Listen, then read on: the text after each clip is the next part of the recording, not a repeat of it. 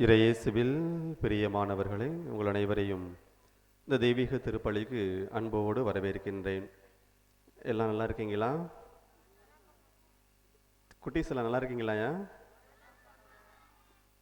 உங்களுடைய முன்னாள் உதவி பங்கு தந்தையர்கள் வந்திருக்காங்க, ரொம்ப மகிழ்ச்சியாக இருக்குது. அப்படித்தானையா? உங்களுக்கெல்லாம் ரொம்ப சந்தோஷமாக இருக்கும். அருள்பணி டொமினிக் சேவியர், அருள்பணி ஜார்ஜ் ஸ்டீவன் அவர்கள் அவளை பார்க்கும்போதே உங்களுக்கு ரொம்ப சந்தோஷமாக இருக்கும். சீக்கிரம் முடிச்சிருங்க ஃபாதர், முடிச்சுட்டு உங்கள்கிட்ட ரொம்ப நேரம் பேசணுன்ட்டு ரொம்ப ஆவலாக இருப்பீங்க. சீக்கிரம் முடிச்சிடலாம், சரிங்களாயா? சீக்கிரம் முடிச்சிடலாம்.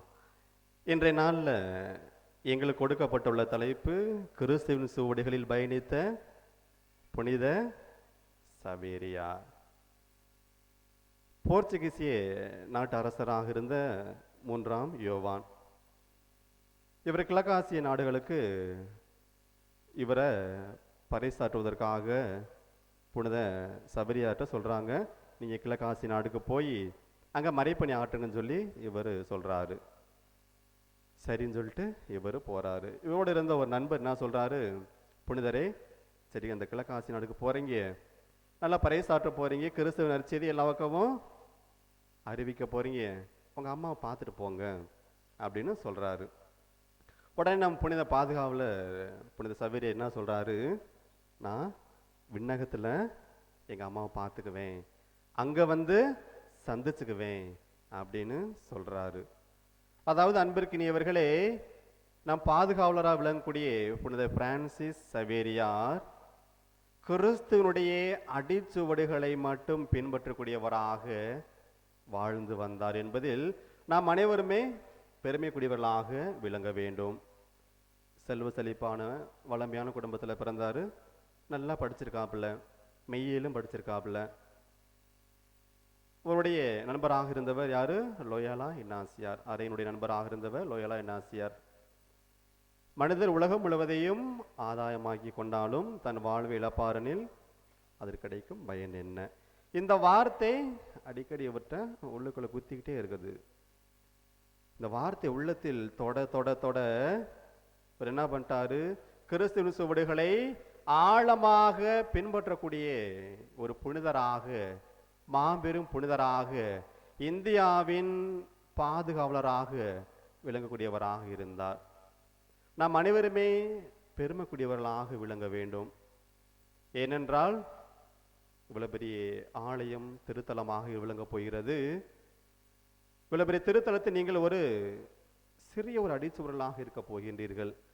நம் பாதுகாவல ஒரு பெரிய அடிச்சுவடாக இருக்கின்றார். அவரது பிள்ளைகளாக இருக்கின்ற நாம் அனைவருமே ஒரு சிறு விதையாக இருந்து அவருக்கு நாம் விருட்சமாக இருக்க போகின்றோம். கோவாவில் அவருடைய உடல் வைக்கப்பட்டிருக்கிறது, அப்படித்தானே? பார்வைக்காக அவரது உடல் வைக்கப்பட்டிருக்கிறது. 10 ஆண்டுக்கு ஒரு முறை தான் அவரது உடல் வெளியில் கொண்டு வருவாங்க. அப்போ ஏறக்குறைய நிறைய இடங்களிலிருந்து பார்வைக்காக எப்படியாவது இப்படி சவேரியாரை பார்க்க போகணும் அப்படிங்கிற ஒரு ஆவலோடு நிறைய பேர் போயிருக்காங்க. காரணம், அவரை பார்க்கின்ற பொழுது, அவரது அடிச்சுவடை பின்பற்றுகின்ற பொழுது, அவரது பாதையை பின்பற்றுகின்ற பொழுது என் குடும்பத்தில் மகிழ்ச்சி ஏற்படாதா? நல்ல வாழ்க்கை ஏற்படாதா? என் குடும்பத்தில் அன்பு ஒற்றுமை ஏற்படாதா என்று பல பேர் ஏக்கத்தோடு பயணம் செய்து கொண்டிருக்கிறார்கள். திருத்துவதர் பணி அதிகாரம் 10 இறைவார்த்தை 38 ஆண்டவர் இயேசு சென்ற இடமெல்லாம் நல்லதை மட்டும் செய்து கொண்டே சென்றார். புனித சவேரியாரும் கூட அவர் சென்ற இடமெல்லாம் நன்மைகளை மட்டுமே செய்யக்கூடியவராக, கிறிஸ்துவின் பாதத்தில் அடிச்சுவடாக இருந்து அதை உலகெங்கும் பறைசாற்ற வேண்டும். அதுதான் மார்க்கில் நச்சு அதிகாரம் 16 15 இன்று வாசிக்கப்பட்ட நச்செய்தியில வாசிக்க கேட்டோம். அப்படிப்பட்ட புனித நமக்கு பாதுகாவலாக விளங்கக்கூடிய அனைவருமே பேறு பெற்றவர்களாக நாம் அனைவருமே விளங்குகின்றோம்.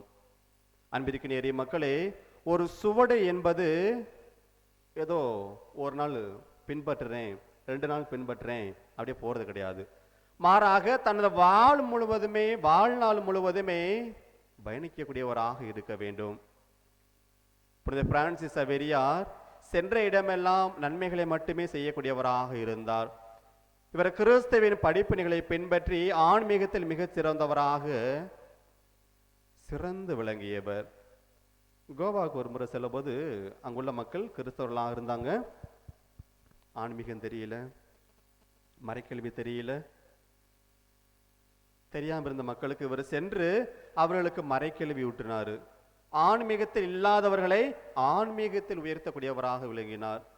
மணி அடிச்சே அவர் தனது பணியை சீரும் சிறப்பாக செய்யக்கூடியவராக விளங்கினார். தெரியாத மக்களுக்கு, அறியாத மக்களுக்கு அவர்களது வாழ்வில் ஒளி கொடுக்கக்கூடியவராக நம் பாதுகாவலர் புனித சவேரியார் விளங்குகின்றார். அதாவது அவர்களுக்கும் ஒரு அடிச்சுவர்களை, ஆண்டவர் இயேசு அடிச்சுவர்களை பின்பற்றி வாழ வேண்டும் என்ற ஒரு குறிக்கோளோடு சென்றவர்தான் புனித பிரான்சிஸ் சவேரியார், இந்தியாவின் பாதுகாவலர். அன்பிற்கு நேரிய மக்களே, நாம் ஆண்டவர் இயேசுவின் பிள்ளைகளாக இருக்கின்றோம். நம் பாதுகாவலுடைய பிள்ளைகளாக இருக்கின்றோம், சீடர்களாக, சீடத்திகளாக விளங்குகின்றோம். அப்படி இருக்கின்ற பொழுது எனது வாழ்வில் நான் தனிப்பட்ட முறையில் புனித சவேரியார் வழியாக என்ன நன்மைகளை பெற்றிருக்கின்றேன்? ஒவ்வொரு நாளுமே திருப்பலியில் பங்கேற்று அவரது ஆண்டவர் இயேசுவினுடைய திருவுடலை நம்பிக்கையோடு உட்கொள்கின்ற பொழுது எனது உள்ளம், உடல் முழுவதும் புனிதருக்கேற்ற வாழ்வாக இருக்கின்றதா, நம் ஆண்டவர் இயேசுக்குரிய வாழ்வாக இருக்கின்றதா என்பதை சற்று நாம் சிந்தித்தவர்களாக வாழ வேண்டும். பல நேரங்களில் நாம் புனிதர் சொன்ன விளிம்பியங்களின்படி நடப்பதே கிடையாது.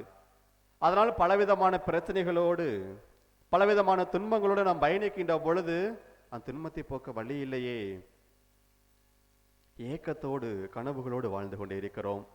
கண்டிப்பாக யாரெல்லாம் நம்பிக்கையோடு வேலைக்கு செல்கின்ற பொழுது அல்லது படிப்பிற்கு செல்கின்ற பொழுது, உங்கள் தொழிலுக்கு செய்கின்ற பொழுது நம் சவேரியார்ட்ட முன்னாடி வந்து, சவேரியாரே, புனித சவேரியாரே, நான் எனது வேலைக்காக நம்பிக்கையோடு புறப்படுறேன், உனது விளிம்புகளின்படி நான் வாழணும், அப்போ நான் செல்கின்ற இடம் பொழுது எனக்கு எந்த தீங்கும் ஏற்படக்கூடாது, நன்மைகளை மட்டுமே செய்யணும், என் உள்ளத்திலிருந்து வரக்கூடிய வார்த்தை பிறருக்கு பயன் தரக்கூடிய வார்த்தையாக, பிறருக்கு நலன் தரக்கூடிய வார்த்தையாக அமைய வேண்டும் என்பதை சொல்லிவிட்டு ஒவ்வொரு நாளுமே பாதுகாப்பு முன்னாடி வணங்கிட்டு போகணும். சும்மா ஒரு நாள் திருவிழா அவனாளுக்கு மட்டும் வந்துட்டு ஒரு வாரம் கொண்டாடுறாங்க, திருவிழா கொண்டாடுறாங்க, முடிஞ்சு, சிறு சிறப்பமாக முடிஞ்சு, அதோட போவது கிடையாது. மாறாக நம் புனித விட்டு சென்ற படிப்பினைகளை, அவர் விட்டு சென்ற வாழ்க்கையை நான் எந்த அளவிற்கு கடைபிடித்து, ஒரு கொஞ்சமாவது கடைபிடித்து வாழ வேண்டும். கடுகு விதை அளவு, கடுகு விதை சின்னதாக இருந்தாலும் மரம் எவ்வளவு பெருசு, சின்னதாக இருக்கும்.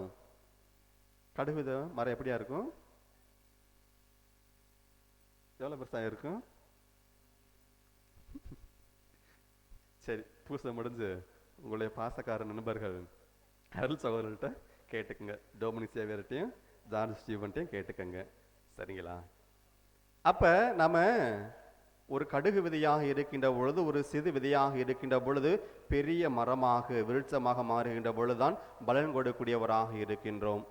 நம் பாதுகாலம் வரக்கூடிய புனித பிரான்சிஸ் சவேரியாரும் கூட இவர் ஆண்டவர் இயேசுவினுடைய படிப்பினைகளை நல்ல முறையில் பின்பற்றி எப்படியாவது அறியாத மக்களுக்கு, தெரியாத மக்களுக்கு நற்செய்தியை பறைசாற்ற வேண்டும், உலகெங்கும் சென்று படைப்பிற்கு எல்லாம் நற்செய்தியை பறைசாற்றல் என்ற ஆண்டவர் இயேசுவின் வார்த்தையை கேட்பவாறு தனது பணி சீரும் சிறப்பாக செய்யக்கூடியவராக மிகச்சிறந்து விளங்கியவர். அன்பிற்கு நேரிய மக்களே, இன்றைய நாளில் நவநாளில் இருக்கிறோம், திருவிழாவை கொண்டாடுறோம். அப்படி இருக்கின்ற பொழுது கண்டிப்பாக ஏறக்குறைய 2, 4, 5, இது 5வது ஆள். அப்போ இன்னும் ஒரு 3 பேர் 4 பேர் வருவாங்க, ஃபாதர்ஸ், அருள் பணியாளர்கள் வருகின்ற பொழுது அவர்கள் வைத்த மறையுரைகளில் ஏதாவது ஒன்று, ஒரு சிறு வார்த்தையாவது உள்ளத்தில் தொடுகின்ற பொழுது அதன்படி நாம் நடக்கின்ற பொழுதுதான் நாம் அவருடைய சுவடுகளை பின்பற்றக்கூடியவர்களாக இருக்க முடியும். இல்லைன்னா சரி, ஒரு வாரம் 4 நாள் கொண்டாடுறாங்க, வந்தோமா, பூசைக்கு வந்தோமா, போனோமா, ஏனோ தானே வந்தோமா அப்படின்னு இருக்கும். ஆண்டவர் இயேசு கிறிஸ்து நம்ம கொடுத்த மாபெரும் ஒரு கொடை நம் புனித பாதுகாவலர் பிரான்சிஸ் சவேரியார். அப்படிப்பட்ட பாதுகாவலுடைய இல்லத்தில் இருக்கின்ற நாம் அனைவருமே கொடுத்து வைத்தவர்கள். இந்த பங்கில் பணியாற்றக்கூடிய அனைத்து அருள் பணியாளர்களுமே கொடுத்து வைத்தவர்களாக இருக்கின்றார்கள். அப்ப நீங்க அப்படி சுவடுகளாக விளங்க வேண்டும். சுவடுகளாக விளங்குகின்ற பொழுதுதான் நம்முடைய உள்ளம் ஆண்டவருக்கேற்ற உள்ளமாக இருக்கும். நம் புனிதருக்கேற்ற உள்ளமாகவும் இருக்கும் என்பதில் எந்தவித ஐயமுமில்லை. நாம் வாழ்வோம், மற்றவரையும் வாழ வைப்போம். ஆண்டவர் இயேசு கிறிஸ்து நம்ம கொடுத்த மிகப்பெரிய கொடியாக புனித சவேரியர் வழியாக நாம் பல நன்மைகளை கண்டிப்பாக பெற்றிருப்போம், இன்னும் பெறுவோம். அதற்கு தேவை ஆழ்ந்த நம்பிக்கை என்பது வேண்டும். ஏதோ சாதாரணமாக திருப்பலியில் பங்கேற்பது என்பது வேறு, ஆழ்ந்த நம்பிக்கையோடு ஆழ்ந்த விசுவாசத்தோடு பங்கேற்று அதன் வழியாக இறையருள் பெறுவது என்பது வேறு. நீங்கள் அனைவருமே நம்பிக்கையோடு இருக்கின்றீர்கள். கண்டிப்பாக புனித சவேரியாரினுடைய அடிச்சுவடியை பின்பற்றக்கூடியவர்களாக இருப்பீர்கள். அப்படி பின்பற்றி உங்களது இல்லத்திலும் இகழத்திலும் மகிழ்ச்சி பொங்க தொடர்ந்து தெய்வீக திருப்பலியில் பங்கெடுப்போம். நம் புனிதர் வழியாக இறையருள் பெறுவோம். ஆமேன்.